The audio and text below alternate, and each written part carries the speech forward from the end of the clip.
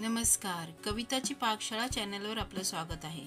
आज आपल्या किचनमध्ये आपण बनवत आहोत उपवासाचा आणि नाश्त्याचा एक प्रकार, साबुदाणा खिचडी। तर चला रेसिपीला सुरुवात करूया। त्यासाठी इथे एका पॅनमध्ये मी 2 मोठे चमचे तेल घेतलं आहे। आता त्यामध्ये आपण 1 चमचा जिरं घालून घेऊया। जिरं चांगलं आपल्याला तडतडू द्यायचं आहे। जिरं चांगलं तडतडल्यानंतर त्यात मी 3 हिरव्या मिरच्या बारीक चिरून घेतल्या आहेत। मिरच्या तेलावर चांगल्या परतून घेऊया। अर्ध्या मिनिटभर मिरच्या परतल्यानंतर त्यामध्ये थोडीशी कोथिंबीर, अर्ध्या लिंबाचा रस आणि थोडीशी साखर घालून हे मिश्रण सर्व एकजीव करून घेऊया आणि तेलामध्ये अर्धा मिनिटभर चांगलं परतून घेऊया। आता ह्यामध्ये आपण भिजवलेले साबुदाणे घालून घेऊयात।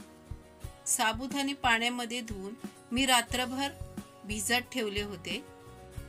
आता ह्यामध्ये भाजलेल्या शेंगदाण्याचा कूट घालून घेऊया। त्यानंतर चवीपुरतं थोडं मीठ। आता हे सर्व जिन्नस एकजीव करून घेऊया।